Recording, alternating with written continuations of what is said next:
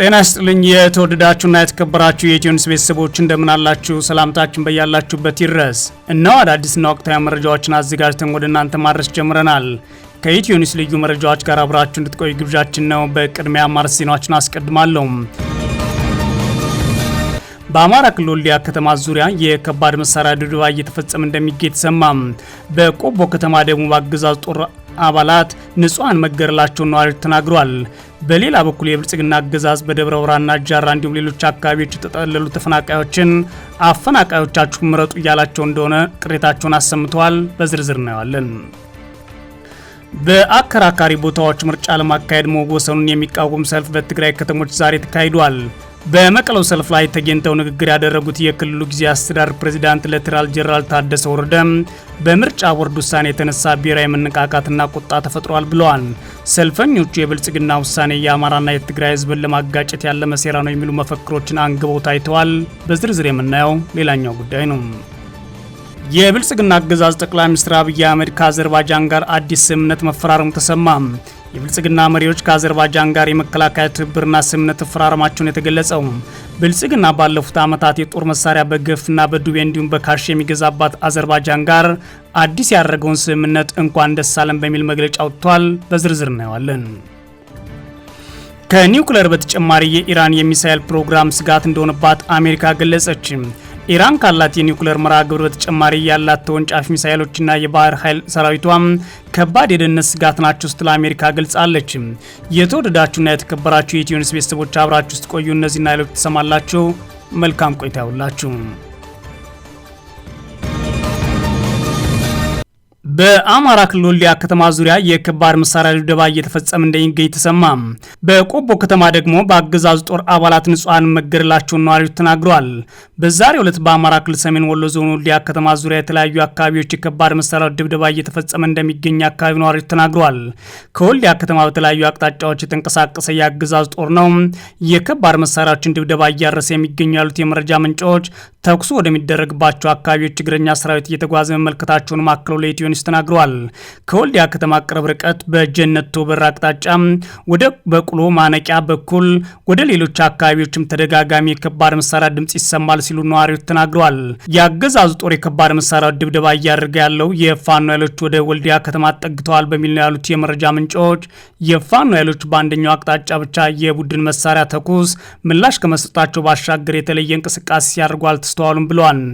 የፋኖ ኃይሎች ከትላንት በስቲያ ከወልዲያ ከተማ ቅርብ ርቀት በምትገኘው ስሪንቃ ከተማ ከአገዛዙ ጦር ጋር በተደረገው ውጊያ ድል መቀናጀታቸውን አስታውቀው ነበር። በዚህ ውጊያ ኪሳራ የደረሰበት የአገዛዙ ጦር በንጹሃን መኖሪያ ቤቶች ላይ ተኩስ ከፍቶ ጉዳት ካረሰ በኋላ ወደ ወልዲያ ከተማ መሸሸቱን መዘገባችን ይታወሳል። በተመሳሳይ በዞኑ ከፍተኛ ወታደራዊ ውጥረት በሰፈነባት ቆቦ ከተማ በዛሬው ዕለት ንጹሃን በአገዛዙ ጦር አባላት መገደላቸውን የከተማዋ የመረጃ ምንጮች ለኢትዮ ኒውስ ተናግረዋል። የአገዛዙ ሚኒሻ አባላት በቆቦ ከተማ ሰኞ ገበያ የተባለ አካባቢ ሁለት ንጹሃንን ተኩሰው መግደላቸውን ተከትሎ በነዋሪዎች ዘንድ ቁጣ መቀስቀሱን የተሰማው በሚኒሻ አባላት የሩምታ ተኩስ ከተገደሉት ሁለት ሰዎች በተጨማሪ ሌሎች የቆሰሉ መኖራቸውን የተናገሩት የከተማዋ የመረጃ ምንጮች ግድያውን ተከትሎ ነዋሪዎች ቁጣ ቀስቅሰው አትክልት ተራ የተባለው አካባቢ የተኩስ ልውውጥ መከፈቱን ተናግረዋል። ይህን ተከትሎ ለሰዓታት በከተማዋ አለመረጋጋት ተፈጥሮ መቆየቱን ነው ነዋሪዎቹ አክሎ የተናገሩት።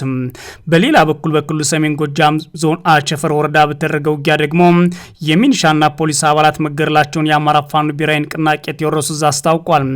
የካቲት 19 2018 ዓ.ም የፋኖ ኃይሎች በወረዳው ይስማላ ጊዮርጊስ ከተማ በመግባት በከፈቱት ውጊያ ነው የሚኒሻና የፖሊስ አባላት የተገደሉት ተብሏል። ይህ በእንዲህ እንዳለ የብልጽግና አገዛዝ በአማራ ክልል ደብረ ብርሃን፣ ጃራና ሌሎች አካባቢዎች የተጠለሉ ተፈናቃዮችን አፈናቃዮቻችሁን ምረጡ እያላቸው እንደሆነ ቅሬታቸውን አሰምተዋል።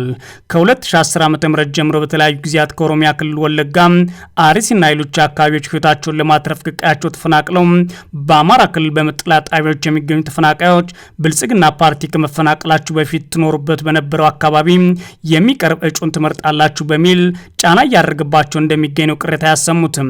ከተፈናቀለም ብዙ ጊዜ ቢሆነንም የት ወድቃችሁ ነው ብሎ አስታውሰን የማያውቀው የኦሮሞ ብልጽግና በመጠለያ ጣቢያ ሆነን እንድንመርጥ ሰው ልኮ አነጋግሮናል የሚሉት ከኦሮሚያ ክልል ተፈናቅለው አማራ ክልል የተጠለሉ ተፈናቃዮች ያፈናቀልን አካል ላይ እርምጃ ወስዳችሁ ወደ ቀያችን መልሱን ስንል ሰሚ አጥተን ቆይተን ነበር። አሁን ላይ ለምርጫ ሲሆን ትዛል ናቸው እና ማፈናቃዮቻችን እንድንመርጥ ፈልገዋል ሲሉ ቅሬታቸውን ለኢትዮ ኒውስ አረጋግጠዋል። ላለፉት ዓመታት የብልጽግና አገዛዝ ከኦሮሚያ ክልል የተለያዩ አካባቢዎች ከመተከል የተፈናቀሉት ከግማሽ ሚሊዮን በላይ የአማራ ተወላጆች በክልል የተለያዩ ከተሞች በመጠለያ ጣቢያዎች እንደሚገኙ መረጃዎች ያመለክታሉ። በተለይም በደብረ ብርሃን፣ በጃራና ሌሎች አካባቢዎች የተፈናቀሉ ዜጎች በአንድም ይሁን በሌላ መንገድ ለከፍተኛ ችግር የተጋለጡ ሲሆን አገዛዙ በተለያየ መንገድ ሂዶ ለፖለቲካ ስራ እመልሳቸዋለሁ እያለ ሲያደራጃቸውና ሲመልሳቸው የነበረ ቢሆንም ለአንደኛና ለሁለተኛ ዙር እንዲሁም ለሶስተኛ ዙር እስከ መፈናቀል መድረሳቸው መዘገባችን ይታወሳል። በአከራካሪ ቦታዎች ምርጫ ለማካሄድ መወሰኑን የሚቃወም ሰልፍ በትግራይ ከተሞች ተካሂዷል። በመቀለው ሰልፍ ላይ ተገኝተው ንግግር ያደረጉት የክልሉ ጊዜያዊ አስተዳደር ፕሬዝዳንት ሌተናል ጄኔራል ታደሰ ወረደ ይህ በምርጫ ቦርድ የተወሰነ ውሳኔ የትግራይን ብሔራዊ መነቃቃትና ቁጣ ፈጥሯል ብለዋል። ሰልፈኞቹ የብልጽግና ውሳኔ የአማራና የትግራይ ሕዝብን ለማጋጨት ያለ መሴራ ነው የሚሉ መፈክሮችን ጨምሮ ሌሎች ሀሳቦችን ያነገቡ መፈክሮችን ይዘው ታይተዋል።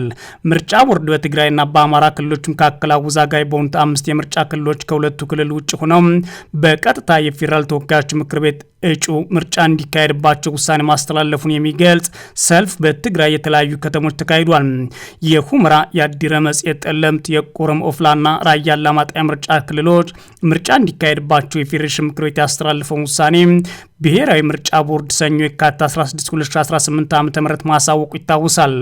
በዚህ በትግራይ ክልል ከተሞች ዛሬ ከማልዳ ጀምሮ የተካሄደው የተቃውሞ ሰልፍ የተጠራው የክልሉ ጊዜያዊ አስተዳደር ፕሬዝዳንት ሌተናል ጄኔራል ታደሰ ወረደ፣ የህወሓት ሊቀመንበር ዶክተር ደብረጽዮን ገብረ ሚካኤል እንዲሁም የተቃዋሚ ፓርቲ ተወካዮች ንግግር ያደረጉበት የመቀለውን ሰልፍ ጨምሮ ነው።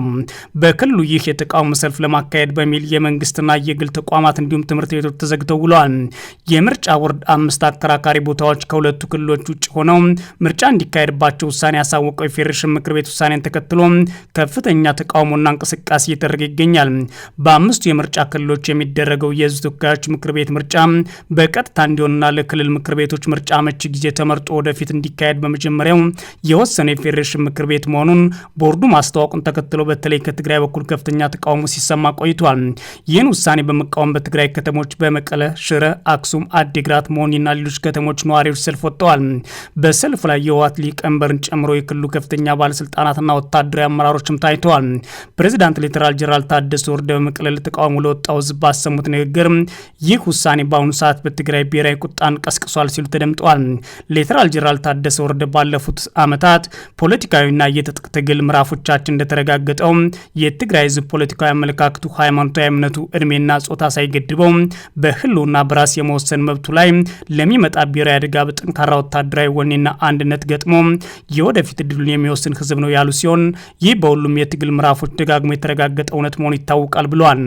የፖለቲካ ችግሮችን በተመለከተ ባደረጉት ንግግርም አሁን ላይ ታዲያ እውነት ነው በእነዚህ ያለፉት ጥቂት ዓመታት ውስጣዊ የፖለቲካ ችግሮች ባስከተሉት ምክንያት ልዩነቶቻችን እንዳሉ የሚያከራክር አይደለም በማለት ተናግሯል። ፕሬዝዳንቱ አክለው የሚሆን እንጂ አሁንም ቢሆን በህልውናና በክብሩ ላይ ለሚመጣ ማንኛውም ብሔራዊ አደጋ እንደ ቀፎ የተነካ ንብ ከዳር እስከ ዳር የሚቆጣ ህልውናውንና ቀጣይነቱ በማረጋገጥ ረገድ ታምራዊ የሆነ የትግራይ ህዝብ ነው ሲሉ ተደምጠዋል። ጀነራል ታደሰ ወረደ ጨምሮም የፌዴሬሽን ምክር ቤት ያስተላለፈው ተንኳሽና ህገወጥ ውሳኔ ተከትሎ የታየው ብሔራዊ ቁጣና ወኔ የትግራይ ህዝብ ፖለቲካዊና ሃይማኖታዊ እውነቱ ሳይበግረው በራስ የመወሰን መብቱና በቀጣይነቱ ላይ ፍጹም እንደማይደራደር ዳግም ያረጋገጠ ሁኔታን ፈጥሯል ብለዋል። የፌዴሬሽን ምክር ቤት ውሳኔ ያስተላለፈው በአማራና በትግራይ ክልል ያለውን ይገባኛል ጥያቄ በህገ መንግስት ውሳኔ እስኪፈታ ድረስ ነው ቢልም በዋናነት ዛሬ በትግራይ ሰልፉ የተካሄደው ደግሞ የመሬት ንጥቃና ህዝባችን ማፈናቀል እንዲሁም የዘር ማጥፋት ፕሮጀክትን ለማስፈጸም ያለመ ነው በሚል ነው። ሌተናል ጄኔራል ታደሰ ወረደ በታሪክ ከሄድን ትግራይ ብዙ የምትወስደው እንጂ የምትሰጠው መሬት አይኖርም በሚል ንግግር ያደርጉ ሲሆን በውይይት ችግሮች መፍታት አለብን በማለት ለፌዴራል መንግስቱ አሁንም ጦርነት ማስቀደም አዋጭ አይደለም በማለት ጠቅሰው ተናግሯል። የፌዴሬሽን ምክር ቤትና ምርጫ ቦርድ ባስተላለፉት ውሳኔ ላይ ዛሬ በትግራይ ህዝቡ ሰልፍ ያደርግ እንጂ ሌሎች ፓርቲዎችና የተለያዩ አካላትም ተቃውሟቸውን ሲያሰሙ ቆይተዋል። የብልጽግናው ጠቅላይ ሚኒስትር አማካሪ ሚኒስትር ጌታቸው ረዳን ጨምሮ በርካቶቹ በአሁኑ ሰዓት ታዲያ በዚህ ጉዳይ ላይ ተቃውሞ ተቃውሟቸውን እያሰሙ ሲሆን ትላንትናም ወደ ፍርድ ቤት የወሰዱት እነጌታቸው ረዳና ሌላ አንድ ፓርቲ ሆነዋል። ፍርድ ቤቱ ታዲያ በዚህ ውሳኔ ላይ ምርጫ ቦርድ እንዳይፈጽምበት በማለት እግድ ያስቀመጠ ቢሆንም ዛሬ ግን በተለያዩ የትግራይ ከተሞች ሰልፎች ተካሂደዋል። በሰልፉ ላይ የተሰሙ መፈክሮች በርካቶችን ትኩረት የተሳቡ ሲሆን በተለይ የአማራና የትግራይ ህዝብ ለማጋጨት የተሸረበ ሴራና ተንኮል እንደሆነ የሚገልጹ መፈክሮች ዋና ትኩረት ሆነዋል። የትግራይ ክልል ጊዜያዊ አስተዳደር ህወሓት ዲሞክራሲያዊ ስምረት እንዲሁም ሌሎች በትግራይ የሚንቀሳቀሱ ፓርቲዎች ውሳኔውን ሲቃወሙ በአማራ ክልል በኩል ያሉ ፖለቲከኞችና የምርጫ ቦርድን ውሳኔ ደግፈው መታየታቸው መዘገባችን ይታወሳል። የብልጽግና አገዛዝ ጠቅላይ ሚኒስትር አብይ አህመድ ከአዘርባይጃን ጋር አዲስ ስምምነት መፈራረሙ ተሰማ። የብልጽግናው መሪ ከአዘርባይጃን ጋር የመከላከያ ትብብር ስምምነት መፈራረማቸውን የተገለጸው ባለፉት 7 ዓመታት በሀገር ውስጥ በኢትዮጵያ ላይ ለሚያደርገው የእርስ በርስ ጦርነት ዋነኛ የጦር መሳሪያ አቅራቢና ሻጭ ሆና ወደነበረችው አዘርባይጃን ሀገር ያቀኑት የብልጽግናው ጠቅላይ ሚኒስትርና ሹሞቻቸው ከአዘርባይጃን የመከላከያ ትብብር ስምምነት ተፈራርመናል ብለዋል። በሁሉም አቅጣጫ በሀገር ውስጥ ጦርነት ለማስቀጠል እየጣረ ያለው የብልጽግናው መሪ አብይ አህመድ ከትላንት ጀምሮ አዘርባይጃን እንደገቡ የተገለጸ ሲሆን ዛሬ ያደረጉት ስምምነት ደግሞ ማህበራዊ ገጻቸው ላይ እንኳን ደስ አላችሁ ለማለት በዳዳቸው ቋንቋ ገልጸውታል። ይህ በጠቅላይ ሚኒስትር አብይ አህመድ የተመራው የኢትዮጵያ መልእክተኞች ጓድ አዘርባይጃን አቻዎቻቸው ጋር የተፈራረመው ስምምነት የመከላከያ ትብብር የመግባቢያ ስምምነት ከመባሉ በስተቀር ዝርዝር ነጥቦች አልተብራሩም። የቀድሞ የሶቪየት ህብረት ሪፐብሊክ አዘርባይጃን የነፍስ ወከፍ ጠመንጃ፣ ታንክ፣ ብረት ለበስ ተሽከርካሪዎችና ሰው አልባ አውሮፕላን ወይም ድሮን ጨምሮ 1000 የተለያዩ አይነቶች የጦር መሳሪያዎችን ታመርታለች። እነዚህ መሳሪያዎች በገፍ በዱቤና በካሽ ገንዘብ ሲገዛ የከረመው የብልጽግና አገዛዝ በተለያዩ አቋራጭ መንገዶች ለማስገባት ጥረት ሲያደርግ መያዙ ከዚህ በፊት መዘገባቸው ይታወሳል። ዘገቦች እንደሚጠቁሙት የአዘርባይጃን የመከላከያ ኢንዱስትሪ ለ30 ሀገራት የጦር መሳሪያን የሚሸጥ ሲሆን በዋናነት በምስራቅ አፍሪካ ዋና ሸማች የሆነው የብልጽግናው አገዛዝ ነው። የኢትዮጵያ የብልጽግና አገዛዝ ከአዘርባይጃን ጋር የመከላከያ ትብብር ስምምነት ያደረገው ከተለያዩ አማጽያን ጋር በሚዋጋበት ከህወሓትና ከኤርትራ ጋርም ደግሞ ሌላ ዙር ጦርነት ውስጥ ገባለሁ ብሎ በሚፈክርበት ወቅት ነው። አብይ አህመድ በቀጥታ የመሩት ከፍተኛ የባለስልጣናት ልዑክ ከአዘርባይጃን አቻዎቻቸው ጋር ከመከላከያ በተጨማሪ በሌሎች ዘርፎች ዙሪያ የመግባቢያ ስምምነት መፈራረሙን አብይ አህመድ ራሳቸው በማህበራዊ ገጻቸውን ያስታወቁት። ስምምነቶቹ የተፈራረሙት ጠቅላይ ሚኒስትር አብይ አህመድ ከአዘርባይጃን ፕሬዚዳንት ኢልሃም አሊየቭ ጋር ከተወያዩ በኋላ ነው የተባለ ሲሆን ሁለቱ መሪዎች በተገኙበት ውጭ ጉዳይ ሚኒስትር ጌዲዮን ጢሞቴዎስና የአዘርባይጃን አቻቸው ጃይም ባራሞቭ በመከላከያ መስክ የትብብር ስምምነት መፈራረማቸውን የአዘርባይጃን መንግስት የዜና ወኪሎች ዘግበዋል። ኢትዮጵያ በሚቀጥለው ዓመት የምታስተናግደው የተባለው የተባበሩት መንግስታት የአካባቢ አየር ለውጥ ስብሰባ ዝግጅት እንዲሁም በሁለቱ ሀገራት የግብርና ሚኒስቴር መስሪያ ቤቶች በአዘርባይጃን ጠቅላይ አቃቢ ህግና በኢትዮጵያ ፌዴራል ስነ ምግባር እንዲሁም ጸረ ሙስና ኮሚሽን መካከል የመግባቢያ ስምምነቶች ተፈረሙ መባላቸው ደግሞ አጃቢ ሆነው ቀርበዋል። መንግስታችሁን ሊነጥቋቸው ነው ተዘጋጁ በማለት በህዝብ ላይ የእርስ በርስ ጦርነትን ያወጁት አብይ አህመድ በዋናነት ከአዘርባይጃን ጋር የሚያደርጉት ውይይትም ሆነ የሚገቡት ውል ለጦርነት ግባት የሚሆን የጦር መሳሪያና ነዳጅን ያማከለ እንደሆነ ጉዳዩን የሚከታተሉ ተንታኞች ይገልጻሉ። ከኒውክሌር በተጨማሪ የኢራን የሚሳኤል ፕሮግራም ስጋት እንደሆነባት አሜሪካ ገለጸች። ኢራን ካላት የኒውክሌር መርሃ ግብር በተጨማሪ ያሏት ተወንጫፊ ሚሳኤሎችና የባህር ኃይል ሰራዊቷ ከባድ የደህንነት ስጋት ናቸው ስትል አሜሪካ ገልጻለች።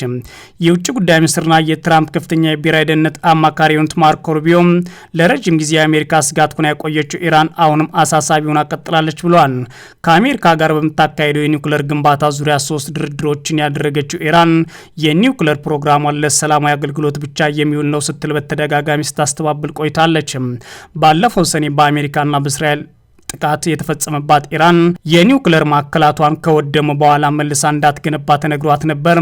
ነገር ግን አሁንም መልሰው ለመገንባት እየሞከሩ መሆናቸው ይታያሉ ብለዋል ሩቢዮ። አሁን የዩራኒየም እያዳበሩ ባይሆንም ከዛ ደረጃ ላይ ለመድረስ እየሰሩ ይገኛሉ ሲሉም ገልጸዋል። ከኒውክሌር ፕሮግራሟ በተጨማሪ ኢራን ረዥም ርቀት መጓዝ የሚችሉ በርካታ ሚሳይሎች እንዳሏትና ይህም በአሜሪካና በአጋሮቿ ላይ ከባድ አደጋ የሚደቅን እንደሆነ ሩቢዮ አክለው ተናግረዋል።